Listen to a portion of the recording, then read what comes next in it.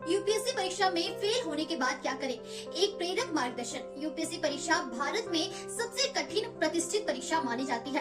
लाखों छात्र हर साल इस परीक्षा में भाग लेते हैं, लेकिन सभी का चयन नहीं हो पाता। अगर आप भी यूपीएससी परीक्षा में फेल हो गए हैं तो निराश होने की जरूरत नहीं है। यह एक यात्रा का हिस्सा है और असफलता से हम कुछ नया सीखते हैं।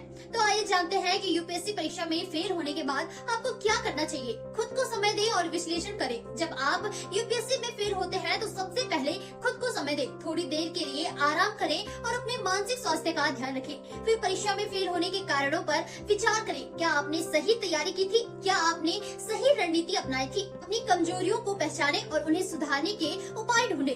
तैयारी में बदलाव लाएं। अगर आपको लगता है कि कुछ गलत हुआ था तो अपनी तैयारी की दिशा बदलें। एक नए दृष्टिकोण से तैयारी करना जरूरी है। आपने जिस तरीके से पहले पढ़ाई की थी हो सकता है वह आपके लिए प्रभावी ना हो। नई अध्ययन सामग्री, मॉक टेस्ट और कोचिंग का सहारा लें अगर जरूरत हो तो।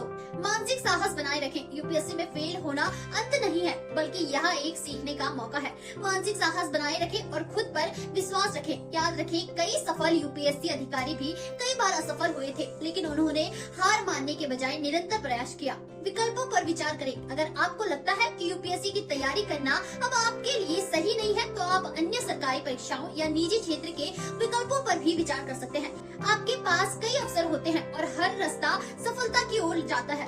निष्कर्ष, यूपीएससी में फेल होने के बाद अपने आप को उठाएं और एक नई दिशा में चलें।